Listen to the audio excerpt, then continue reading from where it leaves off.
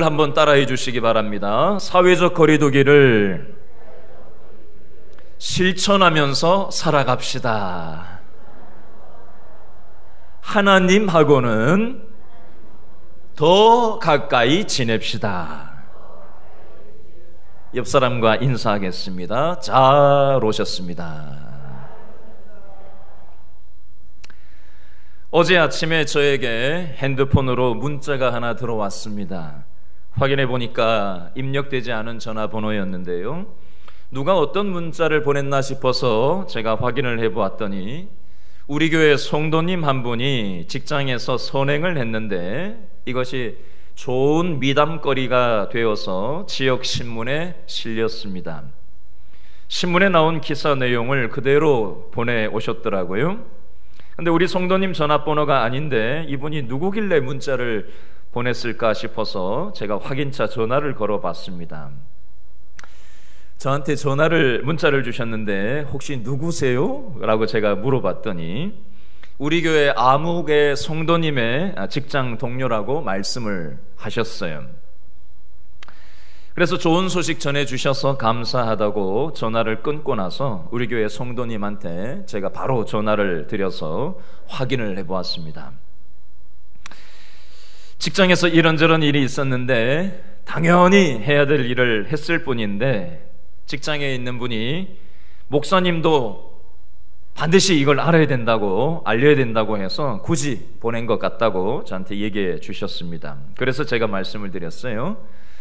교회에서 예배 드리는 것만 예배가 아니라 직장 생활하면서 이렇게 빛과 소금으로 생활하는 것도 더 중요한 어떤 면에서 예배라고 감사하다고 함께 대화를 나누고 전화를 끊었습니다.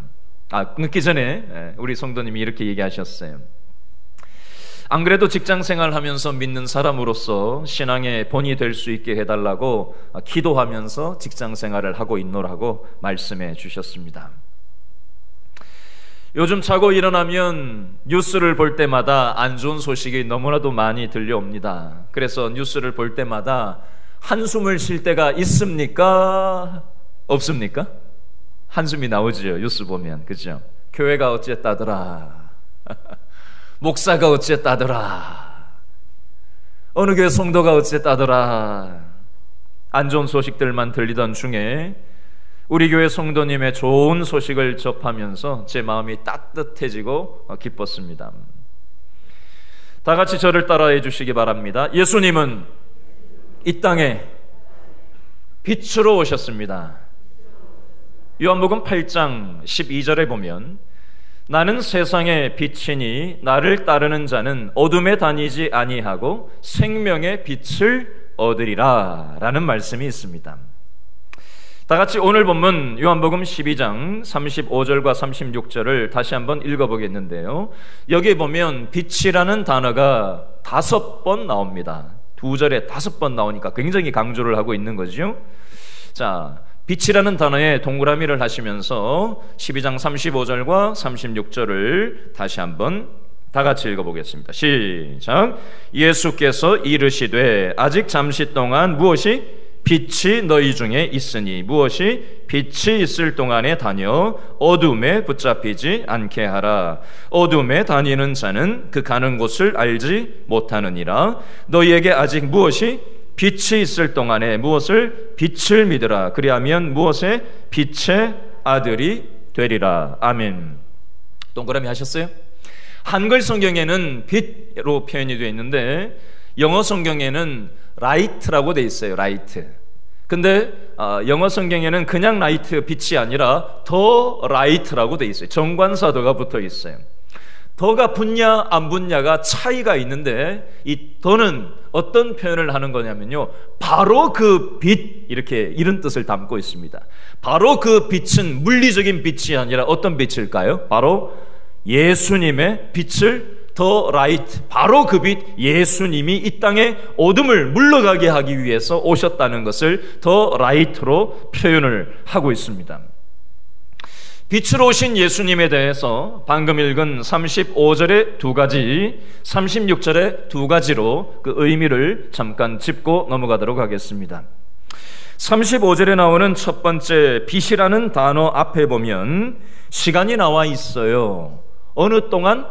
잠시 동안 빛이 너희 중에 있다라는 표현이 나와 있어요.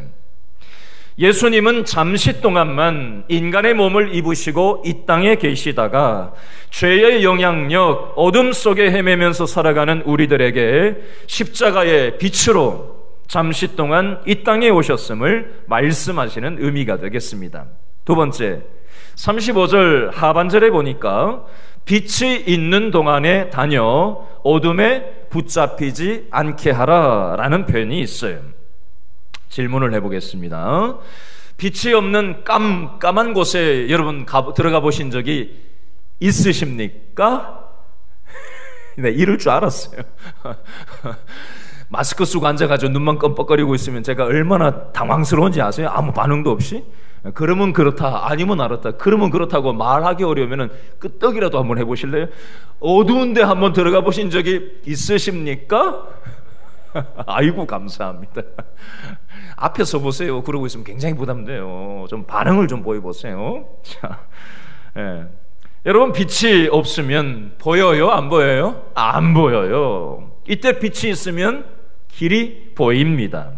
마찬가지 이치예요. 우리 인생도 마찬가지라는 겁니다. 빛이신 예수님이 없이 이 땅을 살아가면 우리 인생의 길을 잃어버리고 앞이 보이지 않을 때가 있어요.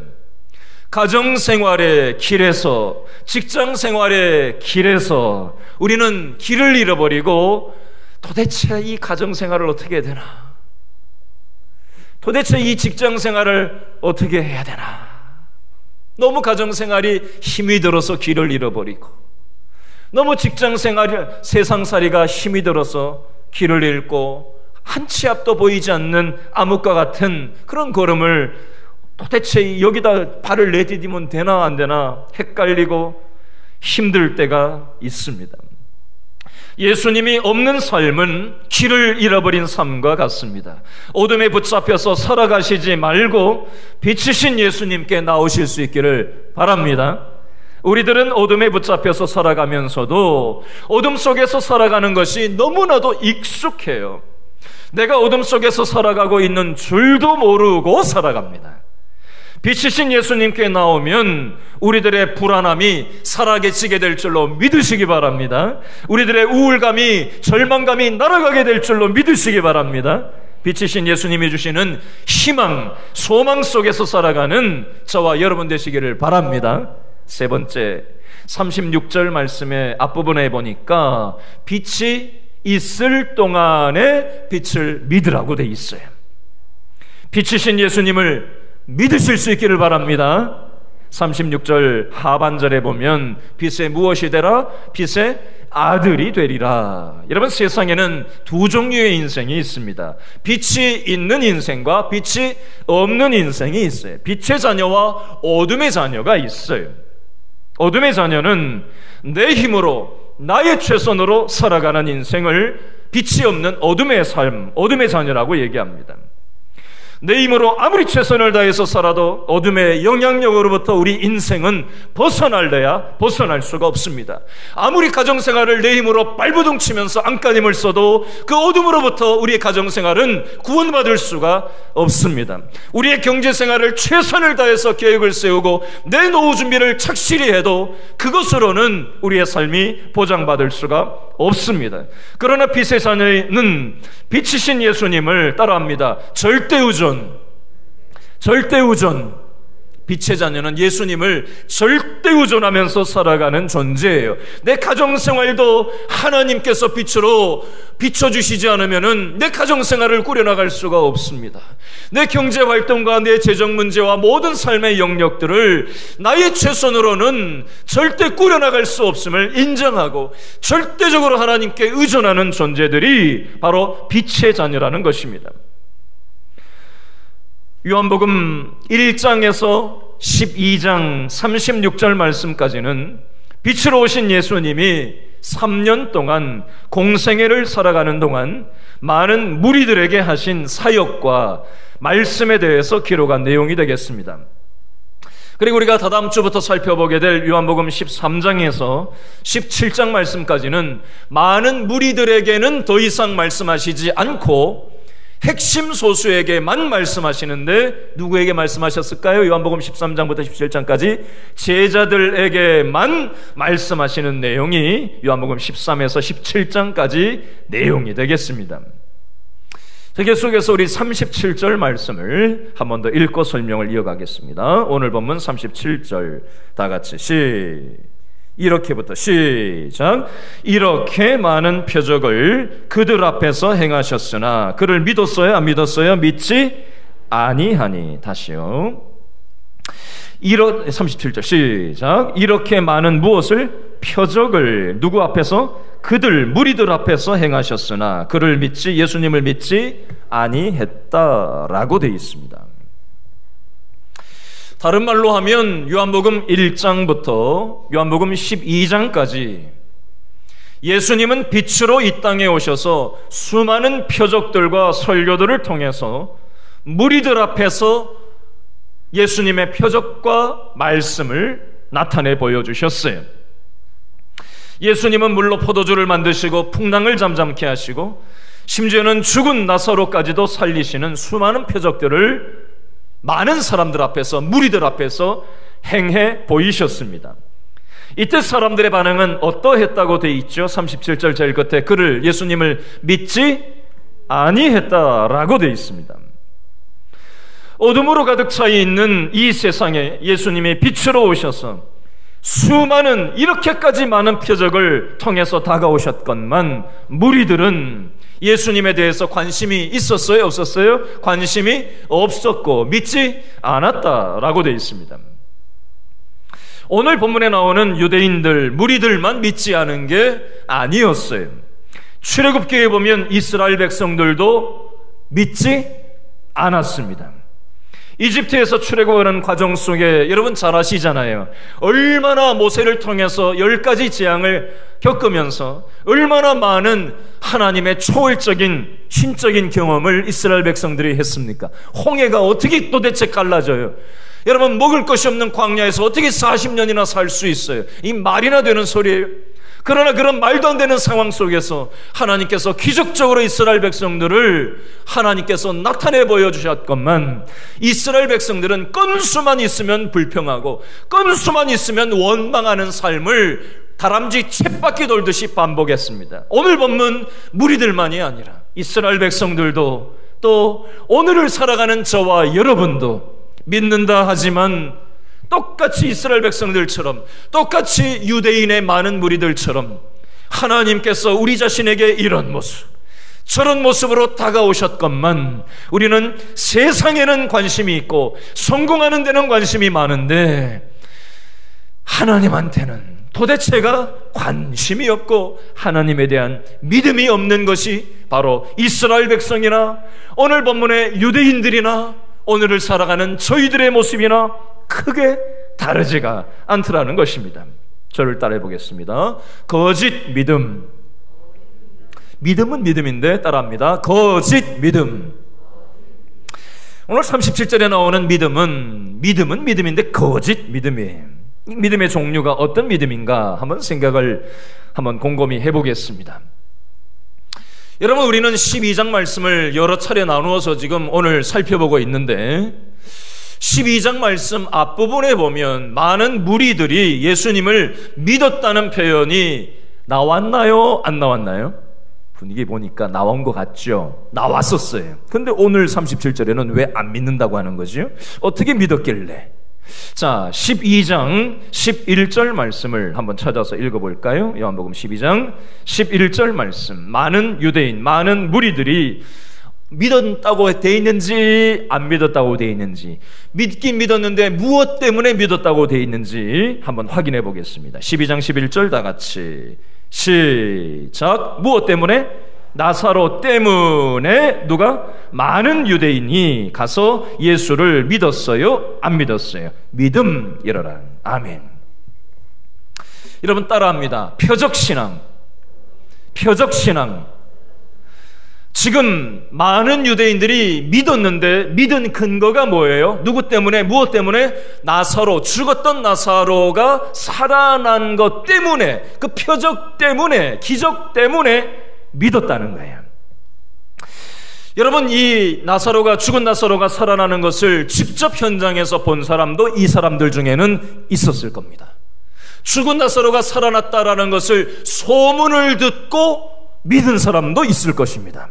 계속해서 12장 12절로 19절 말씀 중에 13절 말씀을 보겠습니다. 13절, 12장 13절 다 같이 보면, 거기 보면 뭐라고 돼 있어요? 다 같이 읽어봅니다. 시작. 종려나무 가지를 가지고 맞으러 나가 외치되 호산나, 찬송하리로다. 주의 이름으로 오시는 이곳 이스라엘의 누구요?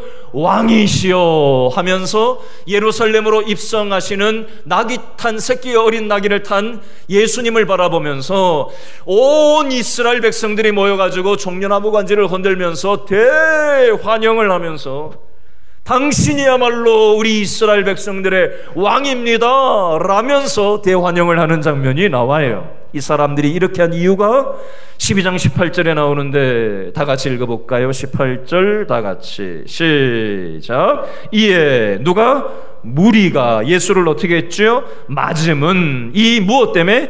표적 행하심을 들었음이러라. 이 표적 행했다는 건 뭘 행했다는 거예요? 예수님이 죽은 나사로를 살아나게 하시는 이 표적 행하셨다는 것을 듣고 이것 때문에 표적 신앙으로 예수님을 맞았다, 예수님이 왕이시다 하면서 대환영을 하고 있는 이 유대인들, 많은 무리들의 모습이 나와 있습니다.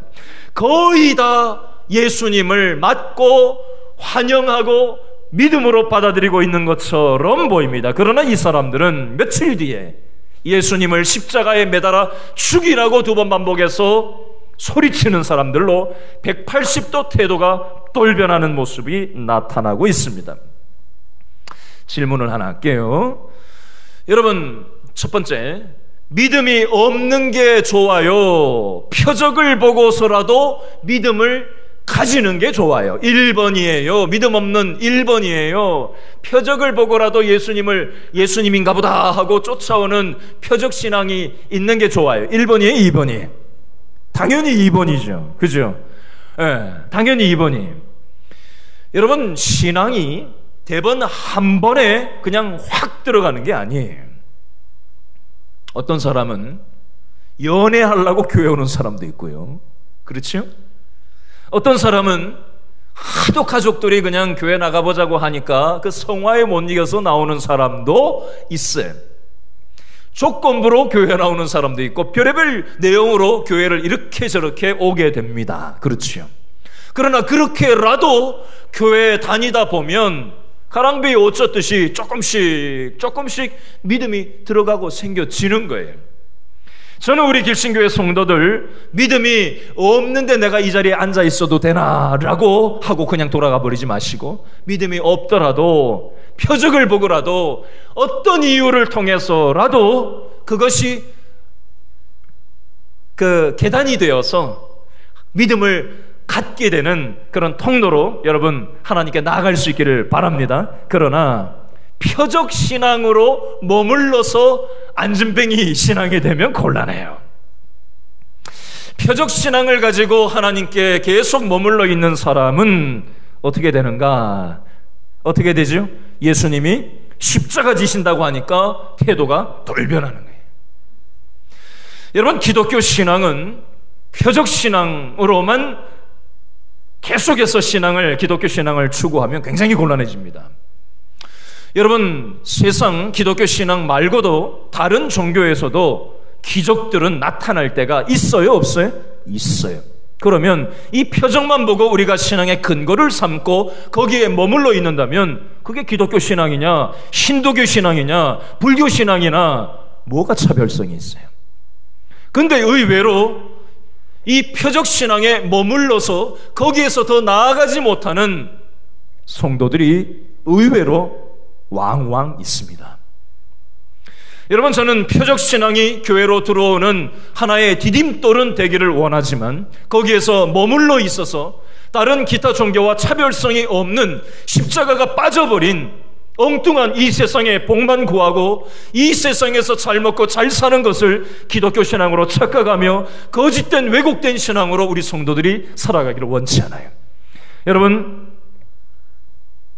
그렇게 살아가는 사람들은 십자가 진다고 예수님이 말씀하셨을 때 십자가 예수님을 못 박으라고 180도로 바뀌는 태도 변화가 일어나고 있더라는 것입니다. 여러분, 계속해서 34절 말씀을 한 번 더 읽어보려고 하는데요. 12장 34절 말씀 다 같이 한 번 더 읽어볼까요? 시작. 이에 누가? 무리가 대답하되 우리는 무엇에서? 율법에서 그리스도가 영원히 계신다 함을 들었거늘 너는 어찌하여 인자가 들려야 하리라 하느냐. 이 인자는 누구냐?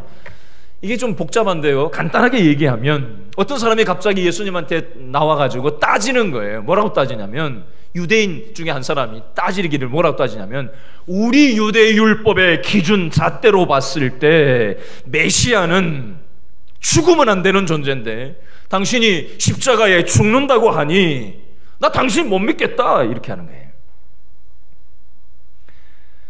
여러분, 표적신앙, 자기 선입견, 이 세상 철학, 잣대, 인간 이성을 가진 사람들은 기독교 신앙을 인간 이성의 잣대로 저울질을 합니다. 논리에 맞냐 안 맞냐, 내 경험에 맞냐 안 맞냐, 이 세상 잣대에 맞냐 안 맞냐, 그걸 근거로 자기가 이해할 수 있는 어떤 틀 안에서 예수님을 판단하려고 달려듭니다. 그래서 이 사람들은 예수님을 믿음으로 받아들일 수 없게 되는 거예요. 이 모든 표적신앙과 인간의 선입견과 철학과 인간 이성을 가지고 잣대로 자기 기준에서 예수님을 바라보는 것을 따라합니다. 예수님은 오늘 거짓신앙이라고 말씀하는 거예요. 그게 바로 오늘 37절 본문에 나오는 예수님이 이렇게 많은 표적을 그들 많은 무리들 유대인들 앞에서 행하셨는데, 많은 무리들은 표적을 보았지만 표적 때문에 예수님을 환영하긴 했지만 십자가 진다고 하니까 돌변했고 자신의 선입견과 철학과 인간 이성의 잣대를 가지고 예수님을 못 받아들이고 믿지 않았다라고 37절에서는 말씀하고 있는 겁니다. 겉으로는 믿는 것처럼 보이지만 실제로는 믿지 않았다는 거예요. 분위기를 따라서 와 하고 예수님 쫓았다가 예수님 죽는다고 하니까 와 하고 예수님 십자가에서 죽이자고 달려들게 되었다는 것입니다. 로마서 1장 24절, 로마서 1장 26절, 로마서 1장 28절 말씀에 보면 똑같이 반복되는 패턴이 하나 나오는데 저를 따라서 합니다. 1장 24절에 이렇게 돼 있어요. 정욕대로, 따라합니다. 정욕대로 내어버려두사. 1장 26절에 이렇게 돼 있어요. 따라합니다. 욕심대로 내어버려두사. 1장 28절에 이렇게 돼 있어요. 따라하세요. 상실한 마음대로 내어버려두사. 신학적인 용어로 유기라고 합니다. 유기. 입양한 반려견을 유기하는 사람들이 있잖아요. 하나님이 인간들을 유기하실 때가 있어요. 왜 하나님은 인간들을 유기하시는 것처럼 보이냐? 로마서 1장 24절에 인간의 정욕대로 하나님한테는 도대체가 관심이 없고 하나님이 수많은 방식으로 우리를 초대하고 어둠 가운데 빠져있는 우리, 정욕의 어둠, 욕심의 어둠, 상실한 마음의 어둠에 빠져있는 우리를 보다 못하셔서 십자가의 방식으로 이 세상에 뛰쳐내려오셔서 빛으로, 바로 그 빛으로 우리를 깨워주고 계시고 깨닫게 하시고 사람을 붙이시고 환경을 열어주시고 하나님을 의존하고 하나님을 믿게끔 초대하고 계시는데도 불구하고, 이렇게 많은 표적을 보여주시는데도 불구하고 표적 보고 조금 따르는 것 같다가 십자가 지신다고 하니까 예수님을 내치는 이 인간들을 향해서 예수님께서는, 하나님께서는 정욕대로 한번 살아봐라, 너희들의 욕심대로 한번 살아봐라. 하나님을 잃어버린 마음이 얼마나 비참한 상태인지 하나님 없는 그 상실한 마음대로 한번 마음껏 살아보라는 거예요. 그 삶이 과연 소망이 있고 그 삶이 진정 너의 삶을 자유케 하고 있는지 하나님께서는 한번 경험해 보라고 말씀하시는 거예요. 이게 바로 하나님의 유기예요. 하나님이 우리를 망하게 하기 위함이 아니라 하나님은 먼저 우리에게 기회를 주시고 우리에게 빛으로 찾아오셔서 우리를 일깨우시고 기회를 주시고 계기를 주시고 이런저런 모양으로 우리에게 다가오시건만 우리는 여전히 하나님에 대해서는 도무지 관심이 없고 이 세상 욕심과 이 세상의 것이 주는 행복과 이 세상이 주는 찰나적인 자유가 나를 진정 행복하고 진정 만족시키고 진정 자유케 영원한 날까지 자유케 할 것처럼 착각을 하고 우리가 하나님을 절대 의존하지 않고 내 소유물을 의지하고 내가 추구하는 것이 나를 만족하게 여길 것으로 생각하고 우리의 정욕과 욕심과 상실한 마음으로 우리가 살아가고 있더라는 것입니다. 이것이 로마서 1장의 말씀이요 오늘 우리 본문의 말씀이기도 한데 그 내용이 39절 40절 말씀에 있어요. 요한복음 12장 39절 40절 사람들이 예수님이 이렇게 하시는데도 믿지 않은 이유가 뭐냐? 요한복음 12장 39절 40절 다 같이 읽겠습니다. 시작. 그들이 능히 믿지 못한 것은 이 때문이니 곧 이사야가 다시 일렀으되 그들의 눈을 멀게 하시고 그들의 마음을 완고하게 하셨으니 이는 그들로 하여금 눈으로 보고 마음으로 깨닫고 돌이켜 내게 고침을 받지 못하게 하려 함이라 하였음이더라. 아멘. 이 말씀을 까딱 잘못해서 이해를 하면 마치 하나님이 사람들의 눈을 멀게 하고 마음을 완고하게 해버려서 깨닫고 하나님께 돌아오지 못하도록 하나님이 그렇게 만들어버리신 것으로 잘못 이해할 수가 있는데 그런 의미가 아니에요. 여러분 37절 말씀해 보니까 이렇게 많은 표적을 무리들에게 이미 주셨어요. 저와 여러분에게도 이미 하나님께서 수많은 방식으로 하나님을 알 수 있는 자연을 통해서 사람을 통해서 환경을 통해서 신적인 존재가 있다라는 그 하나님은 누구시냐? 바로 우리를 위해서 죽기까지 십자가에서 죽으신 예수님이라는 사실을 이런저런 모양으로 깨닫게 하셨건만 우리는 여전히 정욕과 욕심과 상실한 마음대로 살아갔기 때문에 하나님께서 한번 살아볼 대로 살아보라고 하시는 거예요. 그렇게 살아가는 삶이 과연 진정한 자유가 오더냐? 그렇게 살아 너의 최선으로 살아가는 삶이 진정한 만족을 주더냐? 이 세상 돈이 자식이 잘된 것이 너를 근본적으로 영원히 행복하게 할 수 있었더냐? 하나님께서는 말씀하고 계신 겁니다. 여러분 예수님이 믿어지는 것은 하나님의 은혜로만 가능한 거예요. 저를 따라해 주시기 바랍니다. 믿는 것이 아니라 믿어지는 것입니다. 다시요. 정신 바짝 차리세요. 믿는 것이 아니라 믿어지는 것입니다. 여러분 성경이 내가 이빨 꽉 깨물고 이걸 믿어야지 한다고 믿어지는 게 믿는 게 아니에요. 어느 날 성경이 믿어지는 거예요. 이 기적이 믿어지고 십자가에서 나를 위해서 죽어주신 사실이 받아들여지는 거예요. 그건 하나님이 은혜를 주셔서 믿어지고 받아들여지고 깨닫게 되는 것이지 내가 믿어야지 한다고 믿어지는 게 아니에요. 예를 들어 보겠습니다. 우리 길친교회 성도님들 중에도 이런 분들이 여러 분 계신데요. 우리 성도님 중에 한 분이 이런 얘기를 하세요. 목사님, 제가 결혼하는 과정에서 제 아내를 만나면서 결혼하는 과정에서 제가 평생을 교회를 생활을 해본 적이 없는 사람인데 교회 안 다니면 신앙생활 같이 안 하면은 나 결혼할 수 없다. 부인 될 사람이 그렇게 얘기를 해서 조건부로 그러면 내가 교회 나가주겠다. 결혼하자 이렇게 해서 결혼을 하게 됐다 하면서 그분이 뭐라고 얘기하시냐면 교회를 생전 처음 나왔는데 목사님 말씀을 듣는데 이건 여러분 내가 눈물이 그냥 찔끔 나는 게 있고요. 그죠? 눈물이 찔끔 나는 게 있고요. 어떻게 할 수 없는 상태로 가는 게 있어요. 눈물이고 감정이고 생각이고 어떻게 할 주체를 할 수 없는 이 상태가 있거든요. 근데 설교를 듣다가 그 마음이 온다라는 것은 하나님께서 그 영혼 가운데 확 들어오시는 거예요. 빛이신 예수님께서 어둠 가운데 살아가던 그 영혼 가운데 하나님께서 뛰쳐들어오시는 것을 하나님께서는 그런 방식으로 다가오시는 거예요. 그러면서 예배 참석했는데 그렇게 눈물을 주시고 감동을 주시고 믿어지게 하시고 내가 지금까지 헛살았고 하나님을 의존하면서 살아가는 삶이 참된 삶임을 내가 알게 됐습니다. 이렇게 얘기하시는 우리 길신교회 성도분들이 여러분, 남자분들만 해도 여러분 저한테 그런 얘기를 해주신 적이 있어요. 여러분 다시 한번 따라합니다. 믿는 것이 아니라 믿어지는 것입니다.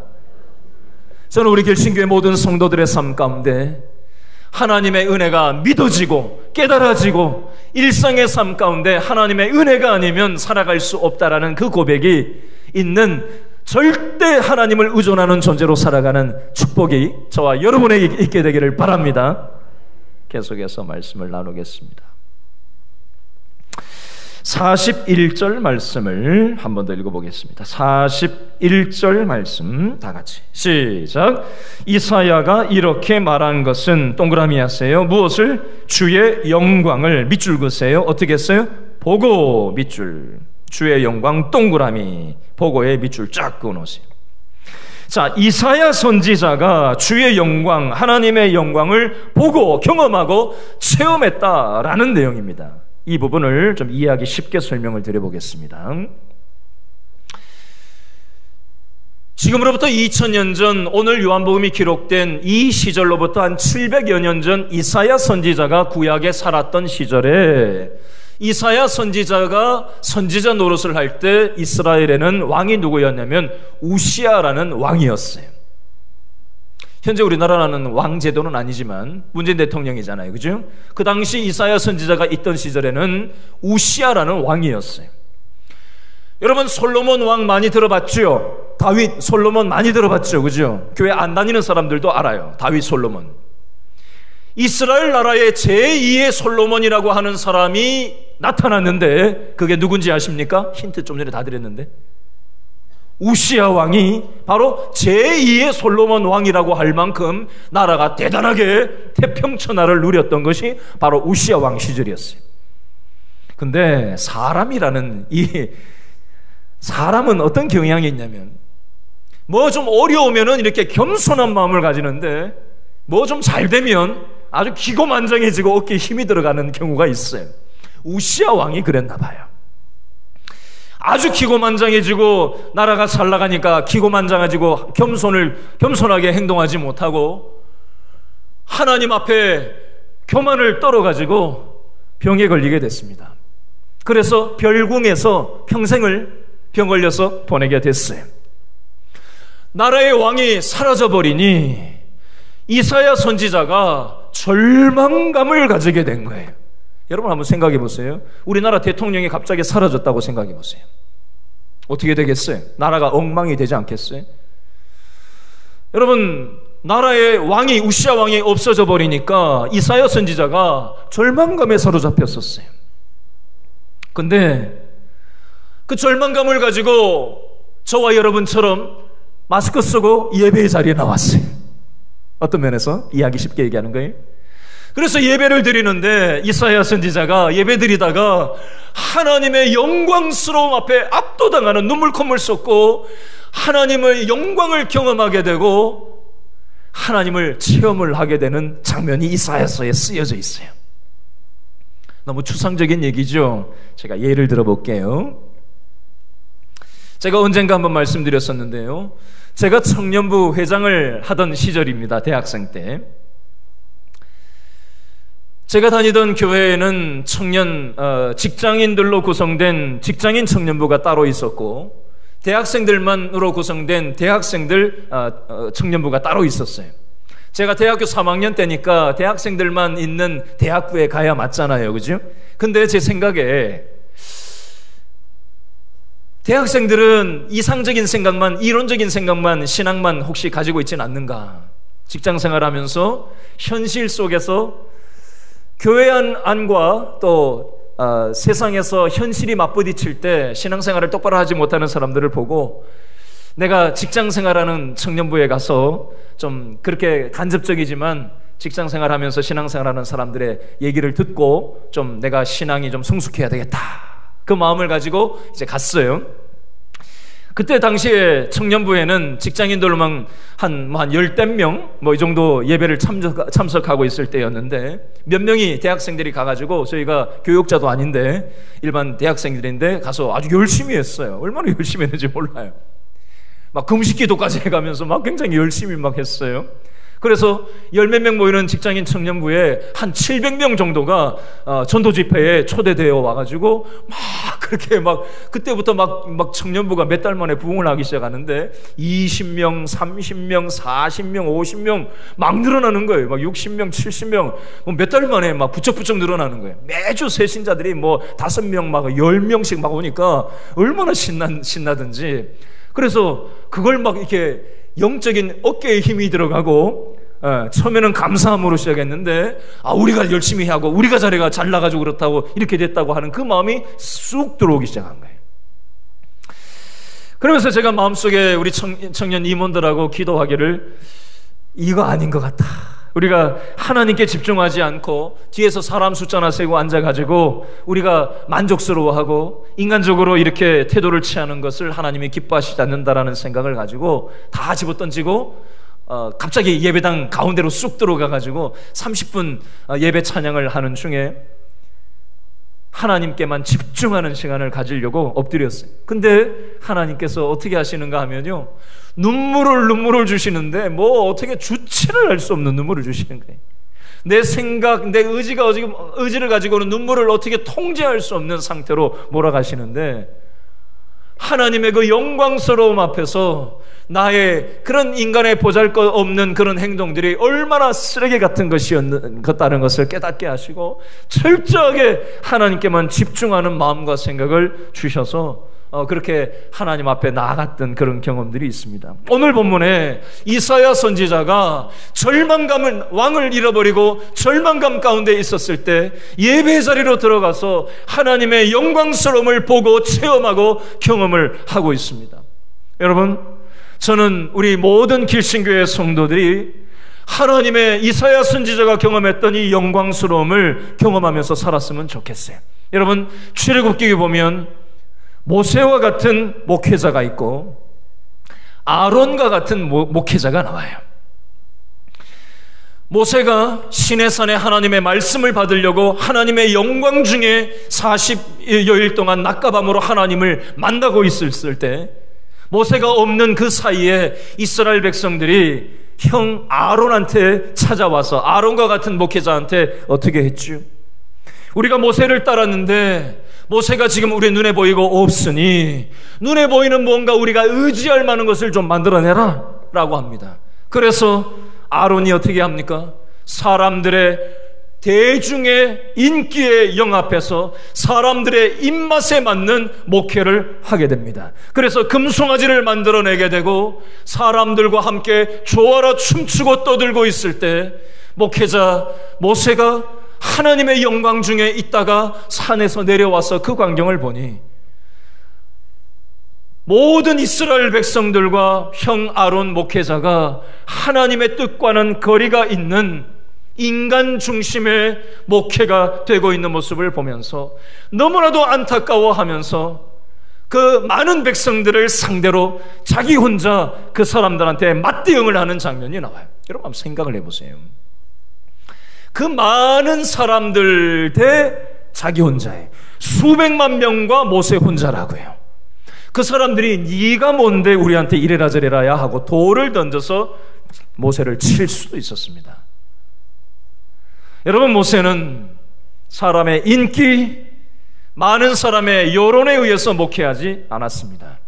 사람이 알아주든 알아주지 않든 위험이 있을 소지가 있던 그 위험을, 생명을 감수하고 모세가 목회를 했다라는 모습을 보게 됐습니다. 여러분, 이 시간 여러분들에게 부탁을 드리고 싶은 것이 있습니다. 저와 우리 모든 길신교에 속한 교역자들을 사람이 기뻐하는 목회를 하지 않고, 많은 사람 여론에 편승하는 목회를 하지 않고, 많은 사람이 한테 인기가 없을지라도, 사람들이 오해할지라도 하나님의 뜻이라면 모든 위험을 감수하고 하나님 앞에서 하나님의 영광을 위해서 목회할 수 있는 그런 목회자가 될 수 있도록 여러분 기도해 주실 수 있기를 바랍니다. 저는 너무나도 부족합니다. 우리 교역자들 너무나도 부족한 사람들입니다. 여러분들의 기도가 아니면 우리는 넘어질 수밖에 없고, 사람 눈치나 살피면서 그렇게 되기 쉬운 사람들입니다. 여러분, 성도들 역시도 세상의 방식으로 목회자들을 기대하고 세상의 성공과 세상의 성취를 위해서 경제적인 방식들, 효율의 논리들, 돈의 논리들, 세상의 힘의 논리가 교회 안에, 한국 교회 안에 너무나도 판을 치고 있습니다.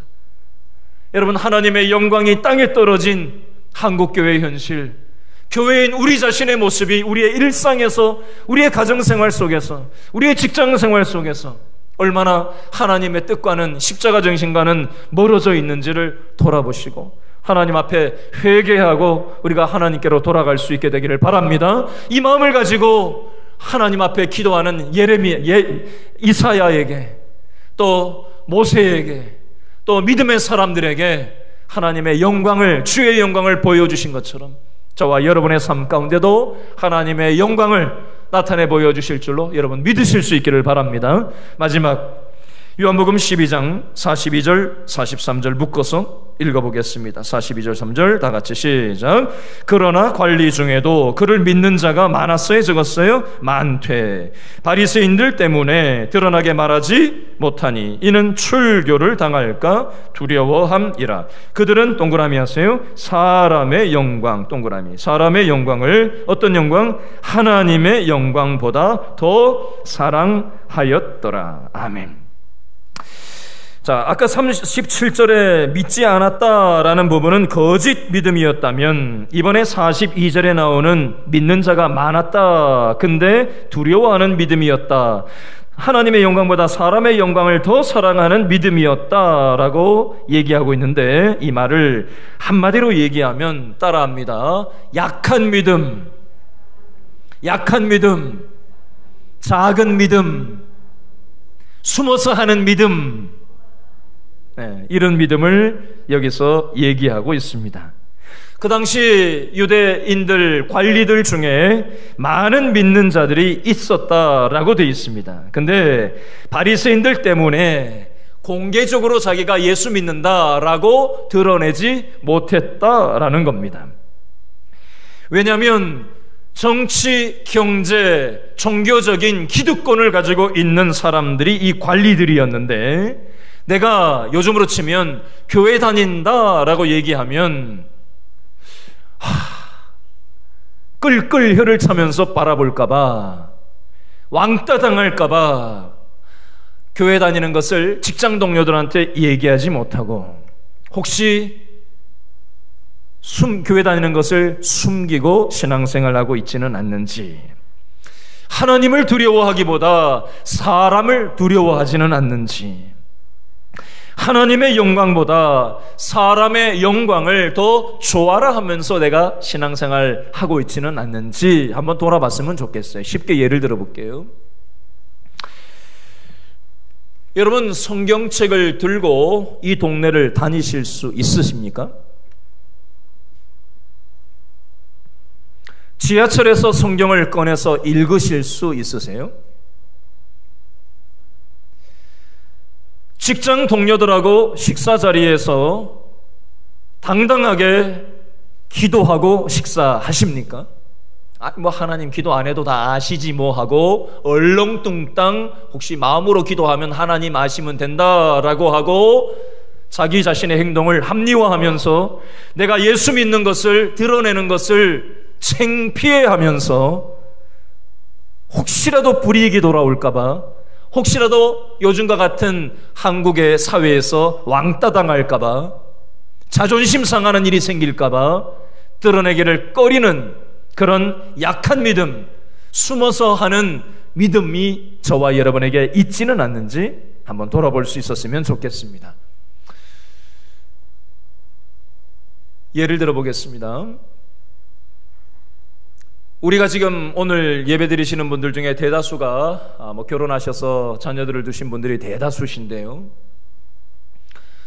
우리가 자녀들을 키워보면 아이들이 인격이 어때요? 미숙하고 연약한 모습이 참 많이 있습니다. 그죠? 가정에 부모를 주신 이유, 또 자녀가 있는 이유는, 자녀에게 부모를 주신 이유는 그 미숙하고 연약한 어린 아이들을 잘 돌보는 부모가 없다면 그 아이가 하루라도 제대로 살 수 있겠어요? 요즘 아주 별가지 부모의 모습들이 다 나오는데, 가방에 애를 넣어서 죽이는 부모가 있진 않나, 별의별 해괴한 뉴스가 요즘 참 많이 나타나는데요.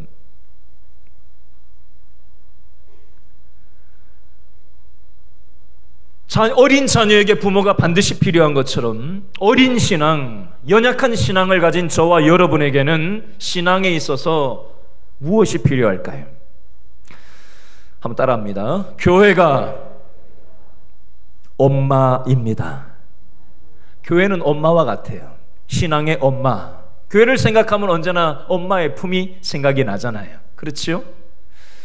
여러분, 우리의 부족하고 연약한 믿음을, 우리는 이 험악한 세상을 마스크 쓰고서라도 이 자리에 나온 이유는, 불안함과 두려움 속에 우리가 일주일을 쭈그리고 살아가다가 이 자리에 나온 이유는 엄마와 같은 이 교회에 나와서 마음의 안정을 찾고, 우리가 어두운 이 세상을 비추신 바로 그 빛으로 이 땅에 십자가 지시려고 하신 예수님을 믿음으로 받아들일 때 불안이 날아가고 좌절이 날아가고 참된 소망과 참된 평안함에서 살아갈 수 있다는 것을, 약한 믿음이고 부족한 믿음이지만 때로 직장 동료들한테 드러내 보이기를 숨기는 약한 믿음이지만, 우리가 이 자리에 나오는 이유는 우리는 작은 믿음이 남아 있기 때문에 이 자리에 나오는 줄로 믿습니다. 우리의 약한 믿음, 작은 믿음을, 숨기는 믿음을 우리는 서로 구역 식구들끼리 서로 격려해 주지 않으면, 그죠? 엄마 아빠가 나를 지지해주고 나를 믿어주고 끝까지 참아주고 불쌍히 여겨주지 않으면 어떻게 자녀가 바로 성장할 수 있겠어요? 우리 믿음도 마찬가지라는 겁니다. 구역 식구가 괜히 있는 게 아니에요. 교회 식구가 괜히 있는 게 아니라고요. 그냥 옆에 앉아가지고 예배 형식안에 그냥 가만히 앉아있는 게 같은 교인 성도가 아니에요. 힘들어하는 성도가 있으면 전화 한 통화라도 좀 걸어서 관심을 보이고, 그 영혼을 위해서 안타까워하는 마음을 가지고 함께 기도하고, 같이 손을 좀 붙잡아주고, 같이 따뜻하게 우리가 마음을 나눠줄 때, 그 약한 믿음, 연약한 믿음을 가진 사람이 힘을 얻고 험악한 세상을 믿음으로 살아갈 용기를 얻게 되는 거 아닙니까? 지난주 중에 우리 17차 항암 치료를 받고 있는 우리 최연정 집사님한테 전화를 했었어요. 지금 40대 후반인데, 40대 이제 중후반인데 항암을 지금 17차까지 3주에 한 번씩 받고 18차 항암을 이제 앞두고 있어요. 딸내미는 고3인데 아빠도 아침 6시에 나가가지고 밤늦게 들어오고, 딸내미 고3인데 아무도 돌봐줄 사람이 없잖아요. 아들은 군대 가 있고, 자기 자신도 힘들지만 아이고 저 딸을 챙겨야 되는데, 그 딸이 좀, 목사님 딸을 위해서 기도해 주세요, 단비를 위해서 기도해 주세요, 그런 얘기를 하시더라고요.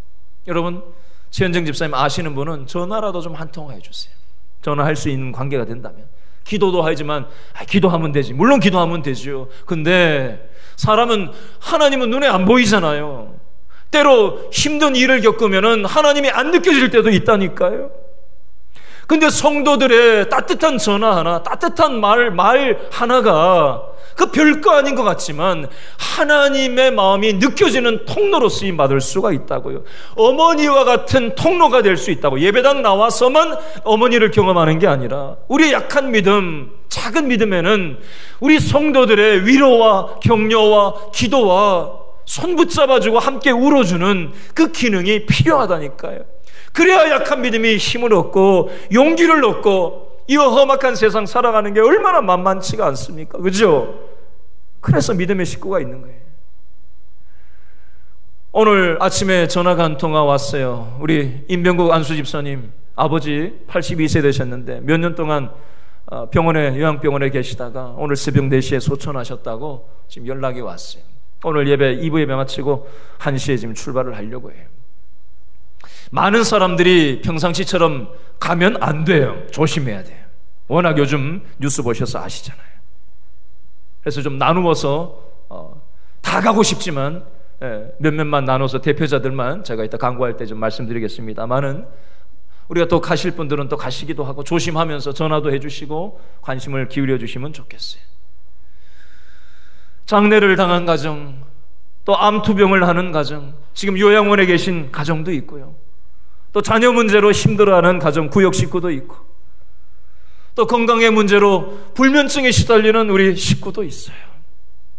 우리 성도들 중에 이런저런 모양으로 힘들어하는 우리 연약하고 힘겨워하는 성도들을 우리가 서로 격려하고 서로 위로하고 기도해 주면서 함께 어머니와 같은 통로로 우리가 사용될 때 그 어두움 가운데 있는 영혼이 바로 그 빛이신 예수님을 작은 우리의 실천들을 통해서 경험하고 다시 힘을 얻고 다시 믿음이 자라고 다시 세워지게 되는 줄로 여러분 믿으실 수 있기를 바랍니다. 우리는 내 문제만 가지고 살아가는 사람들이 아니라 암흑과 같은 내 마음 가운데 바로 그 빛이신 예수님이 십자가로 찾아오셔서 우리의 절망을 날리시고 염려와 근심 걱정을 날려버리시고 우리를 통해서 우리 직장 동료들, 우리의 가정 식구들, 우리 주위에 있는 우리 성도들에게 축복의 통로로 우리를 쓰시려고 우리를 초대하고 계시다는 사실 기억하시고 이 하나님의 부름 앞에 순종하여 빛의 자녀로 살아가는 저와 여러분 다 될 수 있기를 바랍니다. 기도하겠습니다.